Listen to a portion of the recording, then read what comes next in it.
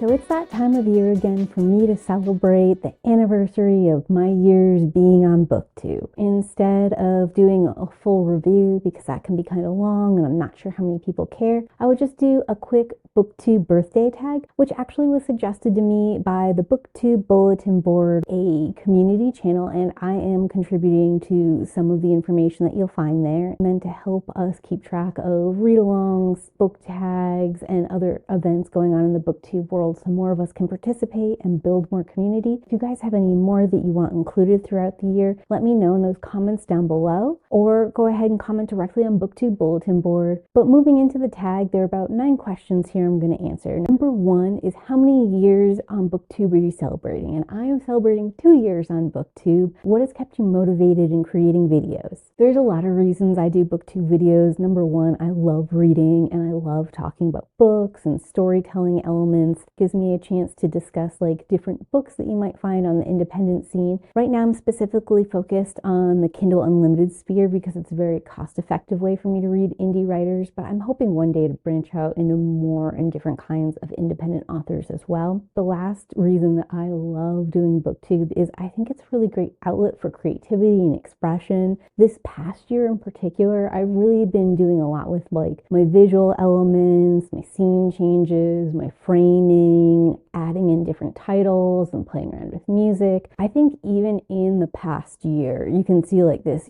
huge increase from beginning of the year to end of the year. What are your 3 favorite videos and why? In no specific order, Can You Be Goth in Space, Annotating Tender is the Flesh, and Own Voices Storytelling. Can You Be Goth in Space is actually an exploration of Amanda Milo's The Pet Project, a series of gothic novellas that are set in a science fiction, space, alien landscape. This video and these books did not get a lot of attention from many readers, but I really love this particular video of mine because I get to go through all the different elements of what makes a work gothic on this channel, and I created these title cards for each one of the elements that have like moving components and visuals and stuff like that. That was really fun and creative and started me on this exploration of creating interesting and dynamic titles and better visuals for these kind of videos. Also, I really like that video because it gives me a chance to go over a bunch of deep themes and interesting elements that I think are relevant and worth talking about in our world today. And I especially like that in this book because even though it is like a science fiction gothic novel, I think most people would read the premise and think about it as like something just for entertainment. And even in something that's really niche, there's just a lot of relevant and interesting conversation that we could be bringing to a larger audience, and I think that's really cool.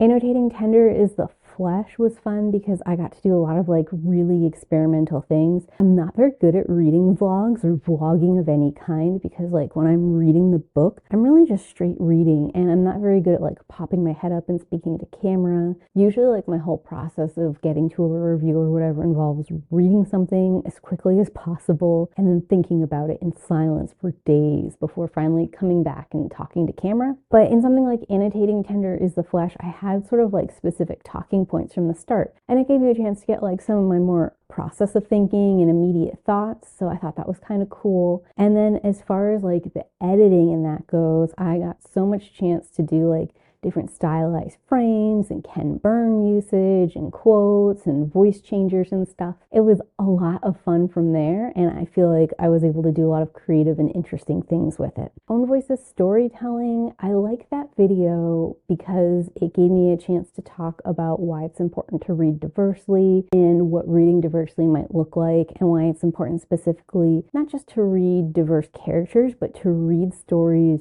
from people with diverse backgrounds. And I know Own Voices is kind of like a dated, old school term at this point in time, but I had just finished reading Girls of Might and Magic, which was an Own Voices anthology and was self-describing that way. And I really thought this particular video pairing with that one was important. I also wanted to do like a little bit more research into how Own Voices started, what people are saying about Own Voices now, and like some of the modern conversation about who should be writing whose stories and why, and how to do so respectfully fantasy or if that's a thing. And I just felt like this video gave me a chance to touch on all those elements, and it also gave me a chance to bring in like real world examples and talk about a couple of different things together. Also, I think it's a great springboard for eventually talking about why reading diversely in fantasy and science fiction is important. A lot of times people understand why you want to read many different stories in literary fiction, so you can get a lot of different perspectives. And there seems to be like some confusion about why that's equally important in fantasy and science fiction. And I have a video that I'm like slowly mulling on and writing notes on here and there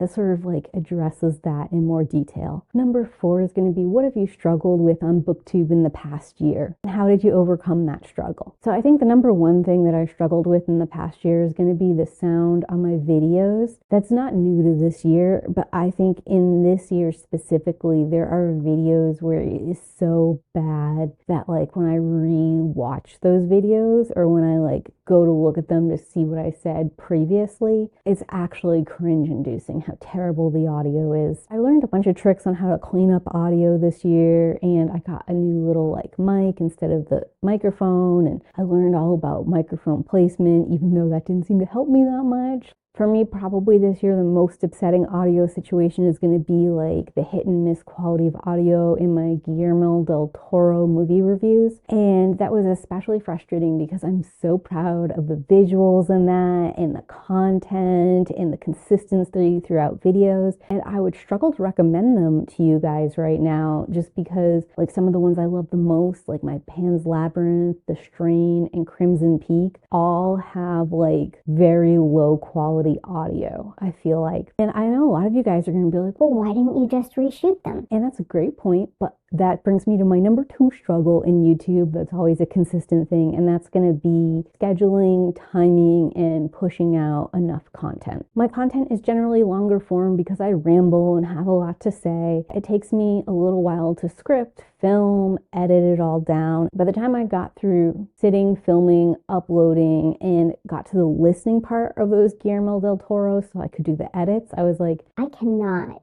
sit and reshoot this and just hope that I figure out what went wrong in my audio. If I do, this is never coming out. As it was, that particular series ran so long and I got so behind in it, it's almost embarrassing. I have a big calendar and I have like some post-it notes with plans that are like a month, 2 months, sometimes 3 months in advance. Or like I know in June I want to do the mid-year freakout tag, so I just have it up there ready to go, and I have a spreadsheet happening with all those questions. I can sort of answer them as time goes on, and hopefully it will be easier to film it all and edit it quickly. Number 5 is going to be choosing a moment from last year's booktube that you would like to relive. I think the feeling I had when I was done with everything Guillermo del Toro related, I'd love to relive over and over again. The Guillermo del Toro stuff is really cool. I did like this movie marathon going into his TV show for Cabinet of Curiosities for October spooky season. And I'm really proud of watching those, the format I created so that there's consistency across the reviews, some of the observations I made, all the content pieces I feel like are really strong in it and very consistent in like a quality overarching series. Like those videos have really fun color grading for the most part, and they have really interesting title screens, and they have special intros and outros that I think are all relevant and good looking. And with the Cabinet of Curiosity thumbnails specifically, they all are color coordinated and themed and looking very similar to each other. That like having a complete set of everything like that looks like that makes me feel really good creatively and intellectually. And on top of that, being finally done, because that was such a long project and I was truly fatigued writing scripts and recording scripts in this style. It was just like a sigh of relief. And that's generally how I feel about all projects that span a couple of videos or more. Appreciate the consistency and uniformity I was able to bring and all the insights, and then like, we gotta move on and do something that's totally different than that now. Number 6 is going to be shout out a huge supporter of your channel. So first and foremost, I want to shout back at all of you guys. I've had a ton of new subscribers this year. I've gotten a lot of comments and feedback and great conversations and back and forth. I think specifically I'm going to have to shout out Tatiana from Reading with Tatiana because she is the first person who gave me a shout out on Booktube, and she is a great booktuber herself. I love her reviews. She always gives you like an insight into the author beforehand, and she closes with how the book made her feel. And I love first getting that objective little bit of history about the author. It's often very interesting, and I know that's like extra research that she has to do in the production of the videos, so I appreciate the effort. And then I love like the personal little touch at the end where she talks about how the book made her feel and what she's going to remember way after she's done reading. I also want to shout out Gloria McNeely from Gloria McNeely Writer. She is the second Booktube shout out I got out this year, and I got a huge subscriber bump from that, so I really appreciate that. Besides that, I love her reviews for horror books and her recommendations. She is the one who recommended Song for the End, and that made it into my best reads of 2022. And aesthetically, I love her videos. She's got like this really soft, soothing kind of voice. She often is wearing two-tone hair, which I think looks just so much fun. She's got like this beautiful bold lip going on. She has this great background and these nice like colors going on. I just enjoy so much about it. I think she's like a really fun person to watch too. Number 7 is going to be, what's the best book you read in the past year? And honestly, I have no idea. I don't like when you only get to pick one of something. Just trying to consider it makes me kind of angsty. So I'm going to say none of them. Where do you see your channel going in a year's time, and what do you hope to have achieved? So as far as achievements go, I want 52 videos published in a year. That's one a week. Right now, I think I'm shooting for closer to 60, but we'll see how that goes. I want to incorporate a monthly wrap up on my reading this year. It's something I haven't done in past years. I want to do something big for September, October spooky season, which is something I've historically done in October, but I want to have it planned out in July and having started filming or reading or doing whatever I need to do for it then, schedule it and make it more streamlined and smooth than it's been in the past. Obviously, I want to contain a more consistent upload and planning process, and I also want more consistent audio to go with my 2 worst things of last year. I think I might have resolved the audio issues at this juncture. I'm at like a weird plateau place right now, but we'll see how it goes. And then maybe like a less tangible goal that I want is to do like some more community building, to participate in a couple of readathons and book tags. I just want to interact more with the community and to support each other and raise more conversations about books this year than the past year. Number 9 is asking me to tag someone who you know the anniversary is coming up. I'm terrible with anniversaries. I have no idea when anyone started their booktube. Feel free to consider yourself tagged and join in on this book tag. So that's it.